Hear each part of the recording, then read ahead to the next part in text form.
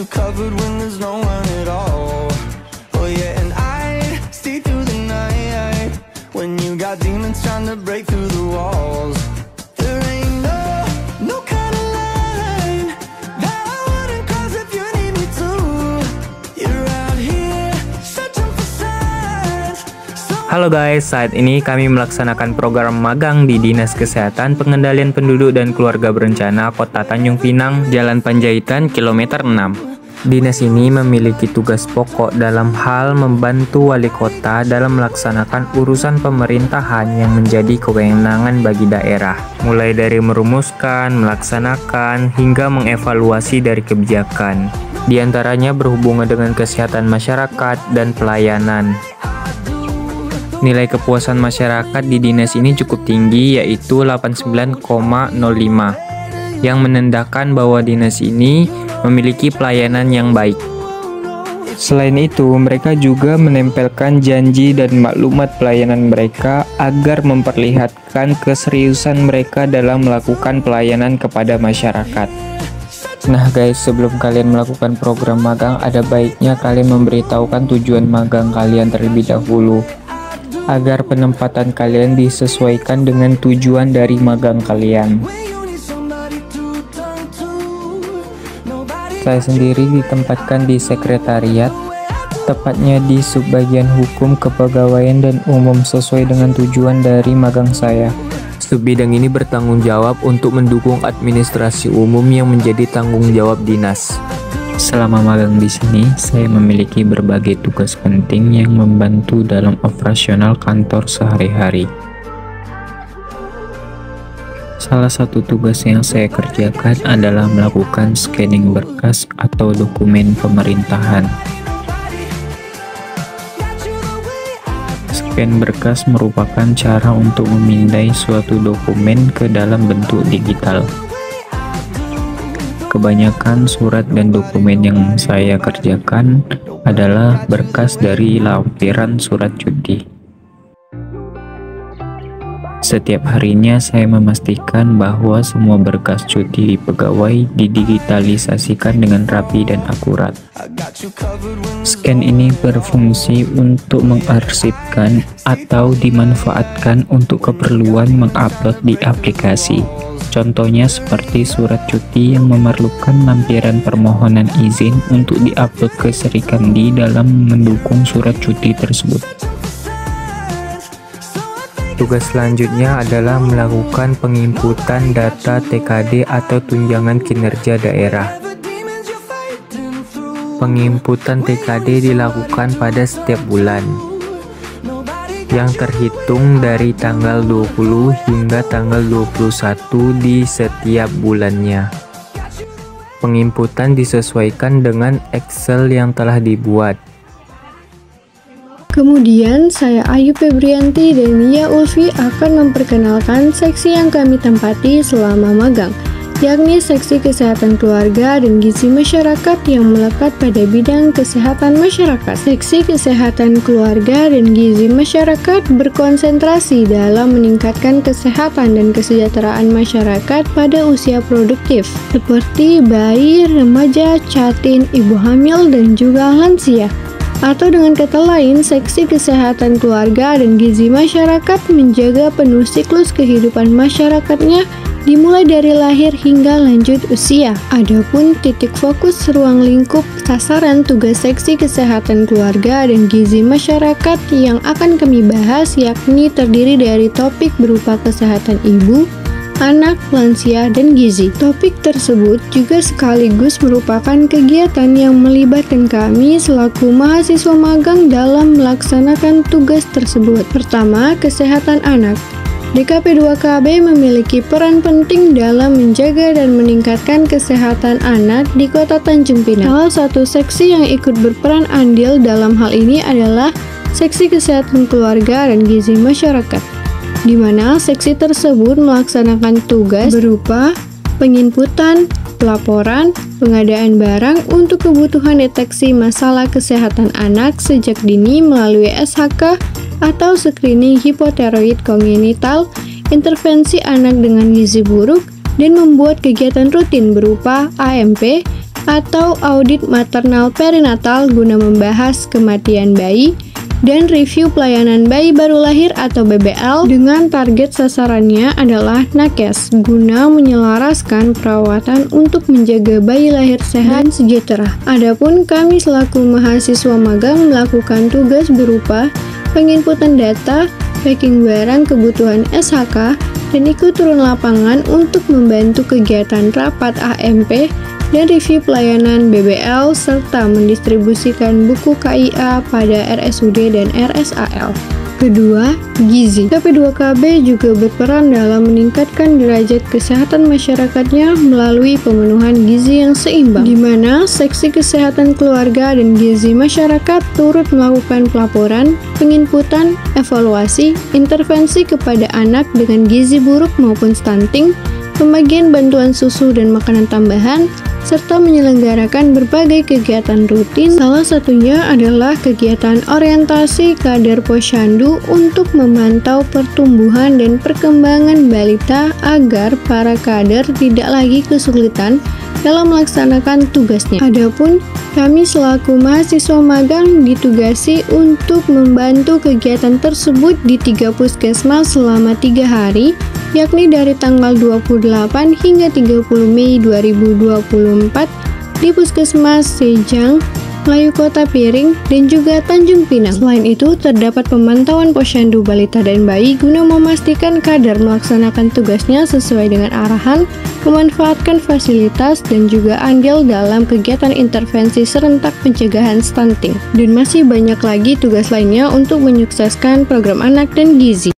Selain itu, Dinas Kesehatan Pengendalian Penduduk dan Keluarga Berencana Kota Tanjung Pinang, atau lebih tepatnya Seksi Kesehatan Keluarga dan Gizi Masyarakat, rutin melaksanakan kegiatan ibu hamil dari tahun-tahun sebelumnya.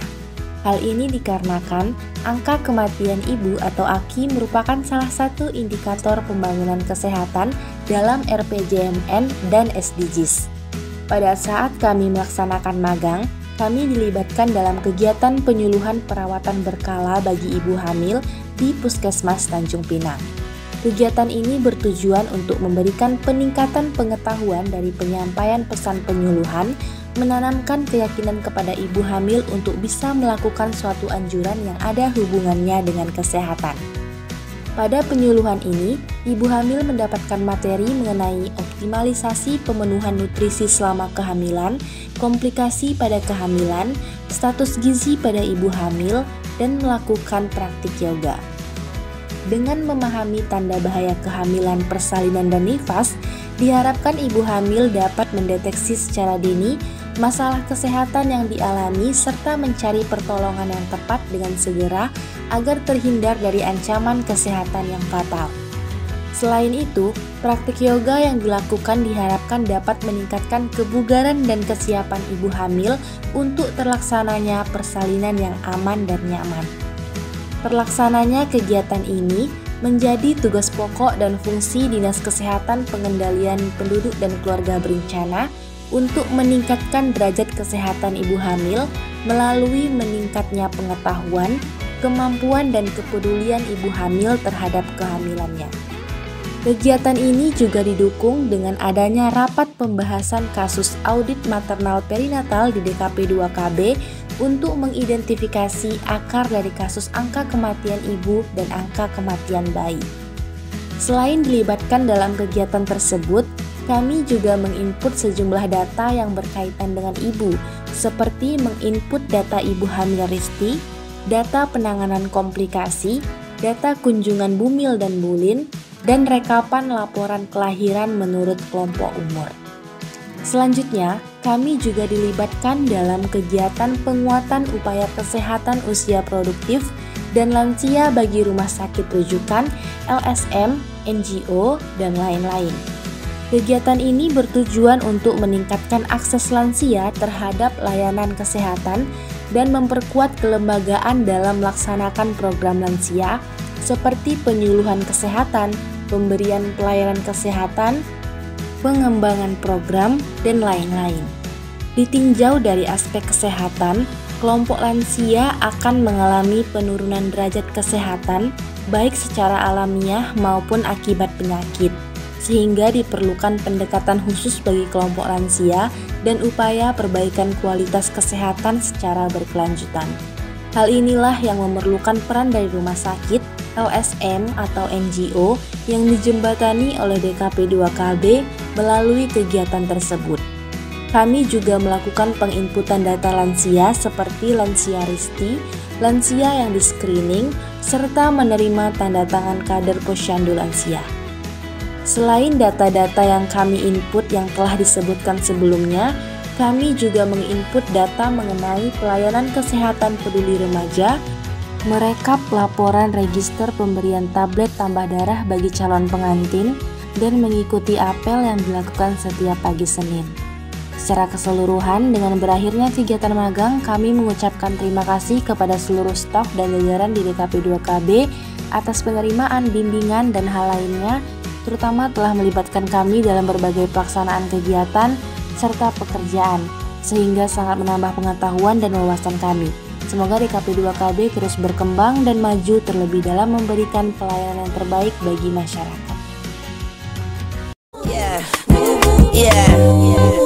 Bobby Valentino. When I get up all in ya, we can hear the angels calling us, and we can see the sunrise before us. And when I'm in that thing, I make that body sing. MBKM Magang adalah program yang dirancang untuk memberikan pengalaman praktik kepada mahasiswa di lingkungan kerja sesungguhnya.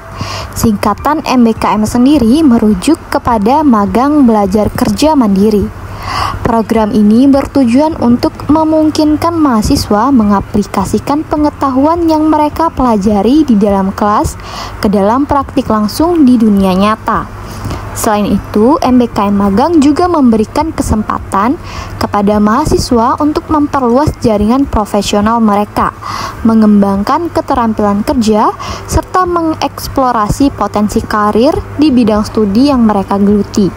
Program ini diselenggarakan oleh perguruan tinggi atau lembaga pendidikan lainnya sebagai bagian dari kurikulum atau kegiatan ekstrakurikuler untuk meningkatkan kesiapan kerja mahasiswa setelah lulus. Tujuan magang ini adalah untuk memberikan kesempatan kepada mahasiswa Universitas Maritim Raja Ali Haji untuk membangun jejaring yang luas dalam dunia kerja, meningkatkan jiwa sosial, profesionalisme dan tanggung jawab, serta mengembangkan keterampilan teknis dan non-teknis. Magang bertujuan untuk melatih mahasiswa agar memiliki kompetensi yang mumpuni dan semangat kerja yang tinggi. Manfaat MBKM untuk Universitas Maritim Raja Ali Haji sendiri yaitu program magang di Rumah Detensi Imigrasi Pusat memiliki dampak positif yang signifikan bagi reputasi dan jejaring universitas. Partisipasi mahasiswa dalam program magang dapat meningkatkan reputasi universitas sebagai lembaga yang peduli terhadap kualitas pendidikan dan persiapan mahasiswa untuk dunia kerja. Selain itu, mahasiswa yang berhasil menjalin hubungan yang baik dengan instansi terkait dapat membantu universitas memperluas jaringan kerjasama. Manfaat MBKM untuk Rumah Detensi Imigrasi Pusat Tanjung Pinang yaitu keikutsertaan mahasiswa dalam program magang ini memiliki manfaat timbal balik yang signifikan. Pertama, mahasiswa memberikan kontribusi sebagai tenaga tambahan yang bersemangat dan berkomitmen untuk mendukung kegiatan dan program lembaga. Kedua, keterlibatan Rudenim Pusat dalam mendukung program magang menciptakan citra positif bahwa lembaga tersebut komitmen terhadap pendidikan dan pengembangan dari mahasiswa. Manfaat untuk program studi ilmu pemerintahan yaitu magang di Rudenim Pusat memberikan kesempatan bagi mahasiswa untuk berkontribusi dalam pengembangan pengetahuan dan literatur di bidang ilmu pemerintahan. Melalui pengalaman langsung di lapangan, mahasiswa dapat menyumbangkan data dan materi riset yang kemudian dituangkan dalam artikel jurnal yang berpotensi memperkaya literatur dan pengetahuan dalam bidang tersebut. Manfaat MBKM sendiri bagi mahasiswa yaitu dapat memberikan manfaat yang signifikan bagi mahasiswa dalam persiapan menuju dunia kerja. Magang memungkinkan mahasiswa untuk mengaplikasikan teori dan pengetahuan yang mereka pelajari di kampus ke dalam situasi dunia nyata, meningkatkan pemahaman praktis dan keterampilan kerja. Magang membantu mahasiswa mengembangkan keterampilan komunikasi, kepemimpinan, kerjasama tim, dan adaptabilitas yang sesuai dan sangat dihargai di dunia kerja.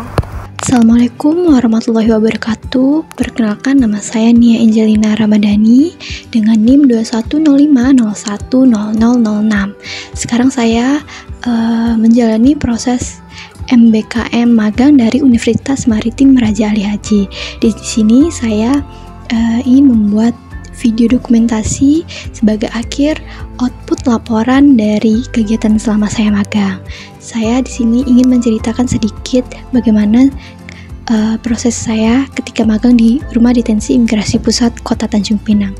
Pertama, saya ditempatkan di 9 bagian atau bidang, di mana terdiri dari tata usaha itu ada 3 bagian atau bidang. Yang pertama ada bagian umum, bagian kepegawaian dan bagian keuangan, di mana saya ditempatkan selama seminggu. Lalu di bagian rekwat itu ada 3 bidang. Yang pertama RAP, registrasi, administrasi, dan pelaporan. Lalu perawatan, lalu yang terakhir kesehatan. Sama saya ditempatkan juga dalam kurun waktu seminggu. Lalu terakhir saya sekarang berada di PKPD, di mana PKPD juga terbagi menjadi 3 bagian. 3 bagian atau bidang. Yang pertama bidang penempatan, lalu bidang deportasi, dan terakhir bidang keamanan.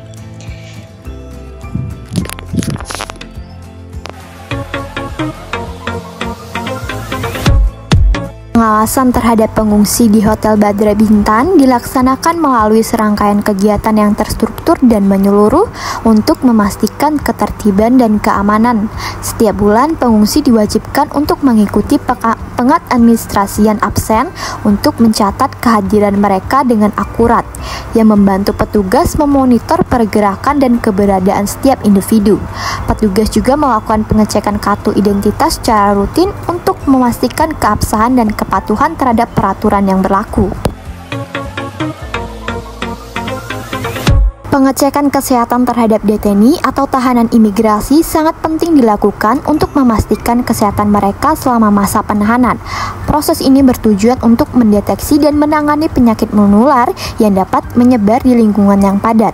Selain itu, pengecekan kesehatan membantu memenuhi standar hak asasi manusia dengan memastikan bahwa deteni menerima perawatan kesehatan yang layak dan sesuai.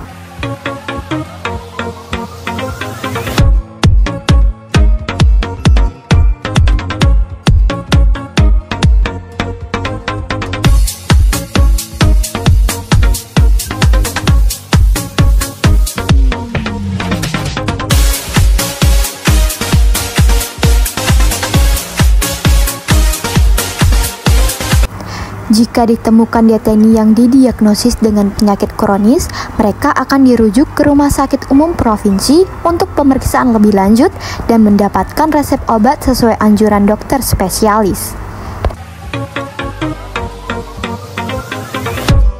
Seksi Pemulangan dan Deportasi memiliki tanggung jawab utama dalam mempersiapkan kerjasama dan koordinasi untuk pelaksanaan pemulangan dan deportasi.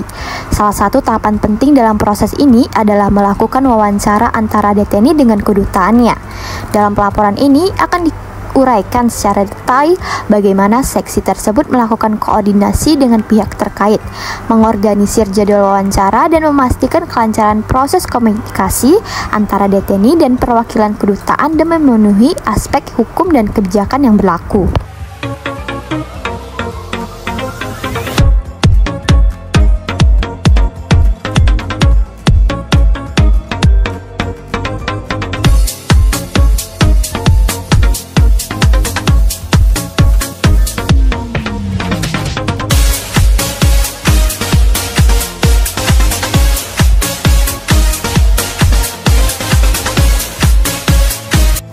Penulis melakukan pembuatan laporan kegiatan kepegawaian dengan tujuan untuk memberikan gambaran menyeluruh tentang aktivitas kepegawaian yang dilakukan di Rudenim Pusat. Laporan tersebut mencakup tentang waktu dari bulan Agustus 2023 hingga Januari 2024.